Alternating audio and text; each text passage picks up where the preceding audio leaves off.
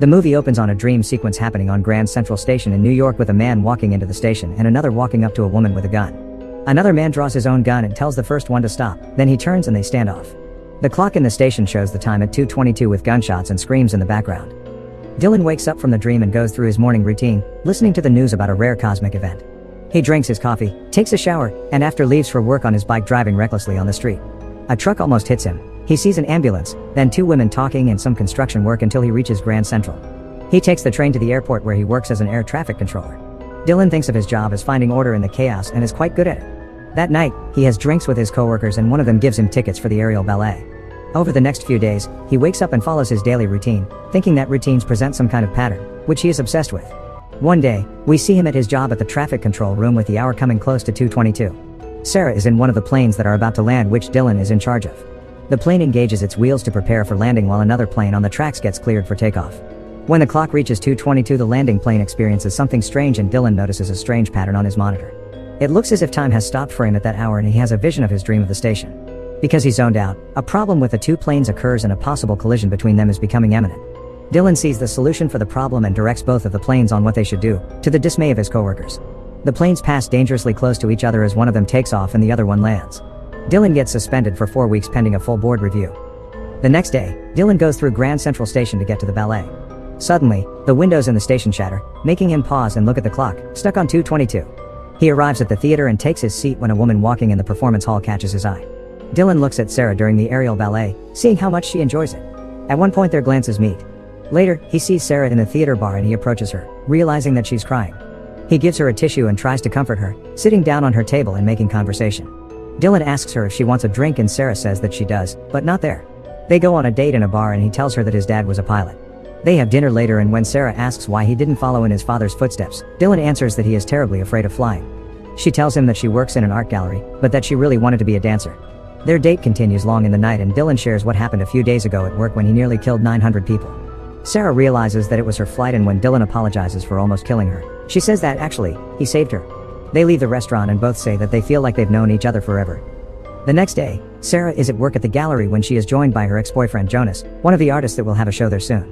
He asks Sarah, whom he clearly still has feelings for, how she liked the ballet the day before and misses the fact that she actually isn't talking about ballet at all when she answers him. Jonas even tells her that she's glowing. Meanwhile, Dylan gets a phone call informing him that he'd left his wallet at the train the other day when he hears and sees an accident happening in front of his building.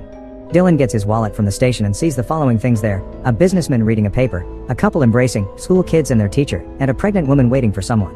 The lights begin flickering and when the clock reaches 2:22, sparks start coming out of it.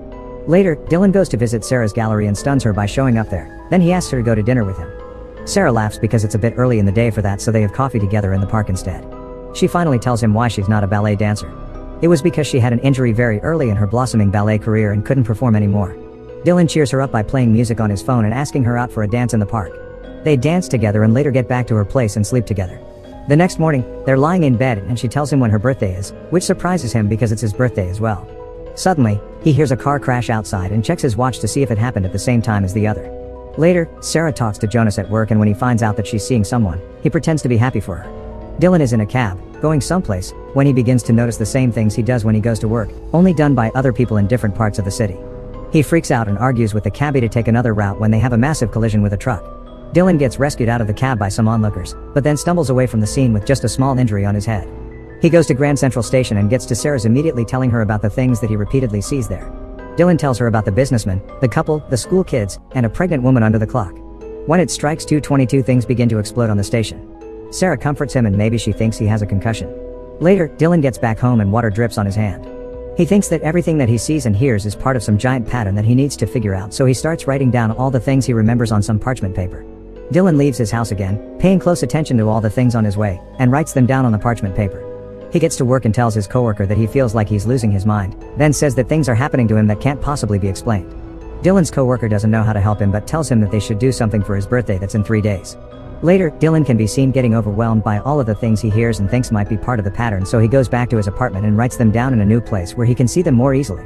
He makes an enormous list that includes everything that he keeps seeing in the station as well, then wonders if everything will end in a climactic way. It's the night of Jonas's show opening which is called Convergence. Dylan arrives at the gallery and before Sarah can approach him, she's swiftly taken away by Jonas to watch his artistic display. Everyone crowds in another room in the gallery and Sarah introduces Dylan to Jonas. His artwork is a light installation that captures Grand Central Station. The audience is transported inside the station with all of its parts appearing slowly. Suddenly, Dylan notices that Jonas has included the clock in his exhibit, stuck on 222. Other elements of Dylan's pattern emerge within the work, such as the businessman and the pregnant woman that looks like Sarah. The clock turns back time and the work changes when Jonas approaches Dylan and he asks him if the piece is some sort of joke and if he's been following him, thinking that all of it is connected to his pattern. Jonas has no idea what is going on and they begin to struggle. Sarah and the gallery manager pull them off each other. Then another curator begins clapping because he thinks it's all part of the show. He congratulates Jonas for recreating a famous murder scene that happened on the station years earlier. But neither Jonas nor anyone else understands what he means. The curator tells the audience that he has another interpretation of the murder in his own gallery. Sarah drags Dylan away, upset with him, telling him to let himself out. He leaves and sends her an apology text, then Jess back to the gallery and sees her talking to Jonas, getting a little jealous.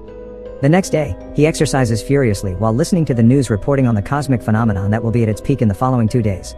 Dylan breaks his exercise equipment and when he tries to fix it, he sees a parcel hidden in the beam of his celling.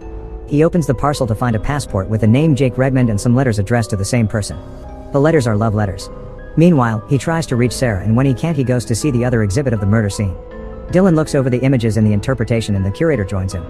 He tells him the story of what happened as they look at the image of the killer.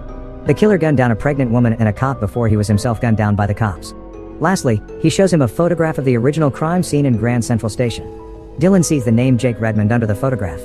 When he comes back home, he does some research on the station and finds an article about the murder. The woman was murdered in a jealous rage by her lover. Dylan checks Jake's passport and sees that he was born on the same date as him exactly 30 years earlier. He notices the return address on the letters and decides to check out the place to find out more information about the woman. Her sister lives in her place now and when she sees the letters, she asks Dylan why he came to see her. Dylan says that he doesn't know exactly, he simply feels a connection to her sister.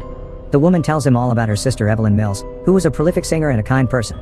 She met Jake during one of her performances. Evelyn fell for him deeply and didn't give up on him when she found out that he was a career criminal. Everyone tried to warn her, including Noah Marks, who was the detective that died in the station. Evelyn's sister tells Dylan that he was probably in love with her too because she had that effect on men. Dylan asks what she was doing at Grand Central Station. Her sister tells him that Detective Marks came in one day and told Evelyn things about Jake she didn't know, like how he was a very violent man. So the detective wanted to hide Evelyn in his place in Millhurst and that's how they got there. She hands Dylan Jake's letters to her. When he gets back home, Dylan tries to figure out the pattern and sees a correlation between the placement of the airplanes the day Sarah landed and the placement of the bodies in Grand Central Station after the murder. He writes Sarah about the connection he's found and begs her to call him. Meanwhile, Sarah enters the light installation and Jonas joins her there. She tells him about Dylan, then asks Jonas why he wanted to make it about Grand Central Station. Jonas tells her that he had the idea much earlier before he even met her. Sarah says that Dylan sees the same type of people in the station that Jonas has in his installation and that he thinks it's a pattern. Jonas thinks that people that see patterns in everything aren't exactly same. Dylan gets to the station to get a ticket to Millhurst, but the ticket seller tells him that the line has been closed for 30 years. He turns around to see the board change in the correct line and the clock strikes 2:22 so the chandelier in the station falls down and shatters. Dylan now resolves into filming everything that he sees on his way home while checking the time. That night, he's back home working on the pattern problem, when Sarah comes over to see him. He apologizes to her and she asks him if he's okay, thinking that there is something else going on with him. In the meantime, Jonas is working on his installation, making the pregnant woman look like Sarah. Back at Dylan's, she sees his list and confronts him about them. Dylan explains his Evelyn and Jake discovery, but Sarah is worried that he might be losing his marbles. He says that the incident happened exactly 30 years before their birthday, which is the next day. Dylan tells her that they are them and shows her the letters explaining that those were actually written by them a lifetime ago. Sarah can't listen to his theories anymore, so she tells him that none of what he's saying means anything, that all of the things he's been seeing and hearing are just random big city stuff that happens every day. Dylan thinks that she doesn't understand, but she demonstrates it to him by opening the window and linking the noises. Sarah tells him that she feels all kinds of special about him, but Dylan just says that the woman she's supposed to be dies because the man he's supposed to be kills her. His solution is that they can never see each other again and kicks her out of his place. Dylan gets extra upset and breaks the glass with his list of patterns. Later, Sarah arrives at Jonas's place and asks him about Grand Central again, telling him about the connection Dylan sees between everything. Jonas, however, thinks that it's all a coincidence and says that Dylan needs a shrink. He tells Sarah that what she's doing has to stop. Then, says that he wants to take her away for a few days because, judging by the way Dylan was looking at him, he thinks he wanted to kill him. Jonas thinks that Dylan is out of control and that she's not safe, but Sarah tells him that she loves Dylan very much. He's afraid that he might do something to hurt Sarah and is considering killing himself when he looks at the sky and makes another connection with the constellations. The next day is their birthday. Dylan continues to think about the patterns as a news report about the cosmic phenomenon plays out on the TV. Suddenly, Dylan has a massive realization about the pattern and finds the only things in it that are actually connected. The news reporter saying that the phenomenon they are now seeing actually happened 30 years ago, and Dylan begins connecting everything to the moment that he dies. Simultaneously, Sarah gets in a cab with Jonas that will take them to the airport. Jonas tells her that a couple of days in Millhurst will do her wonders. Dylan leaves his place and follows the patterns, leading him to Jonas's apartment. He slams at the door, but when no one answers he finds a way to break the lock. Inside he finds giant photos of Sarah, as well as an entire wall of smaller ones and a notebook with sketches from the station. Dylan also finds an empty pistol case and realizes Jonas is Noah Marks. He calls Sarah, but Jonas asks her not to answer when he gets a text that their flight has been cancelled. Jonas diverts the cab to Grand Central Station, to Sarah's horror. Dylan runs toward the station, having realized that it will still all go down as he thought it would. Jonas and Sarah arrive there and he goes to get the tickets. Sarah sees the clock and follows it, then listens to Dylan's message that he knows what the patterns are and that he's been seeing the day that they die. Jonas gets the same information from the seller as Dylan and gets tickets to another place close by. Dylan has an incident with the police and he grabs one of their guns, but instead of putting the gun down he slides it and jumps through a window to get to the station. Jonas gets to Sarah with the tickets, but she doesn't want to have anything to do with him anymore. He doesn't want to let her go, calling her Evelyn and saying that she must love him. Sarah doesn't though, which upsets him. Suddenly, Dylan arrives and calls to her, getting Jonas angrier, so he reaches for his gun. Sarah sees what Dylan has been seeing: businessmen, couple, school children, and realizes that in their version of events, she's the pregnant woman standing under the clock. Jonas points his gun at Dylan, freaking everybody out and saying that she'll never be his as he points the gun at Sarah. Dylan runs to her and jumps in front of Sarah as Jonas shoots. The clock is close to 2:22 and he knows that the cops are coming, so he turns to face Jonas. The original version of the situation is revealed, in which Jake is the one protecting Evelyn like Dylan is protecting Sarah now. Before Jonas can fire another shot, the clock strikes 2:22 and the cops gun him down. Dylan drops to the ground and the entire story plays out. Jake was never the murderer but was framed by the cops to protect their own. And in the end, only love can reveal the truth. Dylan doesn't die when the clock changes to 2:23.